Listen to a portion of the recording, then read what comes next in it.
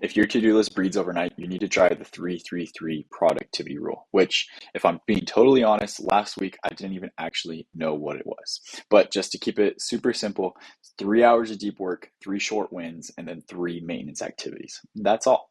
This works for everybody: side hustlers, 9 to 5ers, students, my neurodivergent friends, everyone.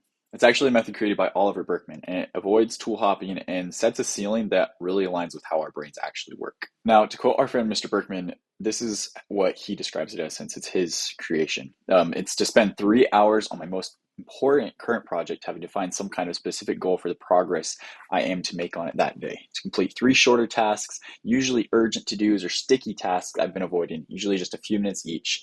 I count calls and meetings here too, and dedicate time to 3 maintenance activities, things that need my daily attention in order to keep my life running smoothly. Now, what I really like about how Oliver Berkman works is that he too likes to focus on productivity principles versus hacks and structures that it's hard to maintain over periods of time. So he likes to teach, and so do I, principles that you can just live on, and they kind of guide things that you do and develop with you over time. So what counts as each three? And it's really super simple. The first 3 is a 3 hour block. The second 3 is 3 shorter activities, anywhere from 15 minutes to an hour long, of more urgent priority type tasks that you need to do on any given day. And then the last 3 are just kind of 3 admin life tasks, and they're unique to you. But things that you need to get done, but take a lot less energy. With that, you can kind of create a checklist that you fill out to use for your day tomorrow. So if I were using this on the day to day, this is how I would do it. I would take a 5 minute block either the night before or the morning of, and I would block out that first 3 hours, put out those 3 priority tasks that I want to do, and then figure out what my 3 maintenance tasks are so that I have it ready for either the next day or just the day ahead of me. And it's just kind of the first thing. You get your thoughts in a row, then you can kind of just get into your morning flow and not have to worry about thinking, what are those next things that I'm going to be working on?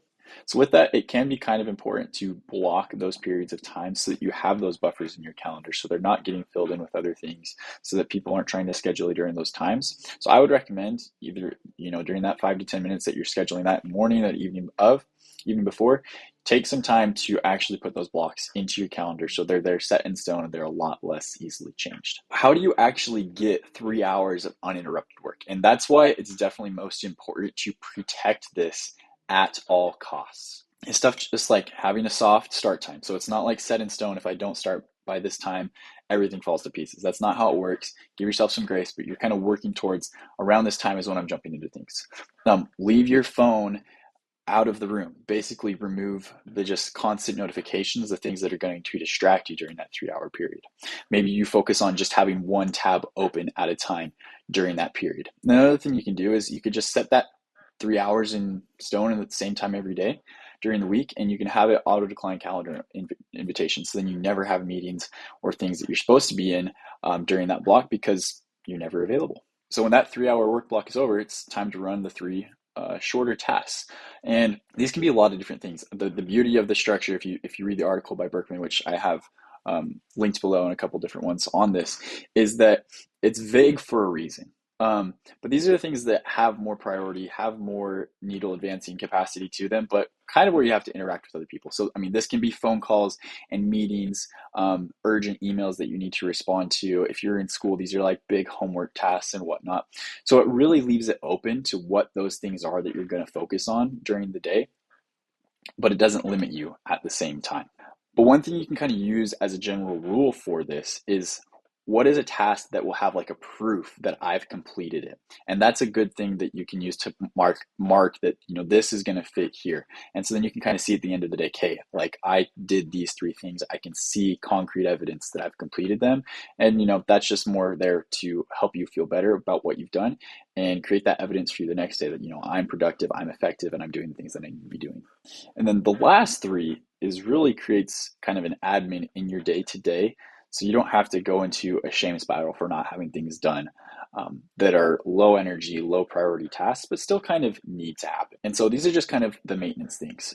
Berkman even gives an example for him. Like one of those things is his exercise. So he's going to do it every day, but it's not necessarily high priority, urgent to his work and other aspects of life, but it's something that he continues to do every day.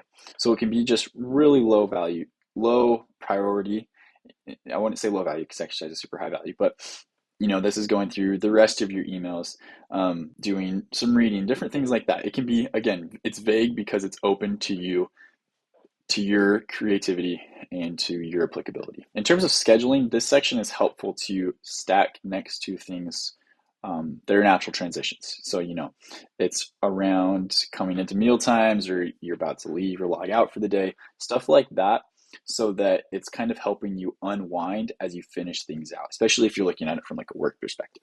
Stuff like this can be really valuable in like the work community, where we're always striving for inbox zero, and this gives you that opportunity to achieve just that, and kind of set your tone for, maybe it's the time where you're planning that next bit for your 3 hour block, your 3 main tasks, and your 3 maintenance tasks for the next day. So there's an unlimited amount of combinations that you can use, but that's kind of what the last 3 are. So I would just say tonight or tomorrow morning, just write out your 3-3-3. What's that? Block out that 3 hour block. What's the big thing that you're going to be working on? What are the 3 main priority urgent tasks that you're going to have tomorrow? And what are the 3 maintenance things that you want to be working on, whether that's for work, school, play, whatever it is that you're doing that's important to you. And the beauty of this is that it doesn't require you to work the entirety of your day. So like if you have an 8 hour workday, this is probably going to take you less than those 8 hours. And so the beauty of it is it allows you to do more when there's more time, or do less because you don't have to do more. You've completed what you set out to do. And it leaves that flexibility in your plan and in your schedule to be more creative, to be more spur of the moment, and to still get other things done, to have room to pivot and adjust for things that come up unexpectedly. But it's also open, so you don't have to hold yourself to it in such a way that if you don't complete the things that you failed.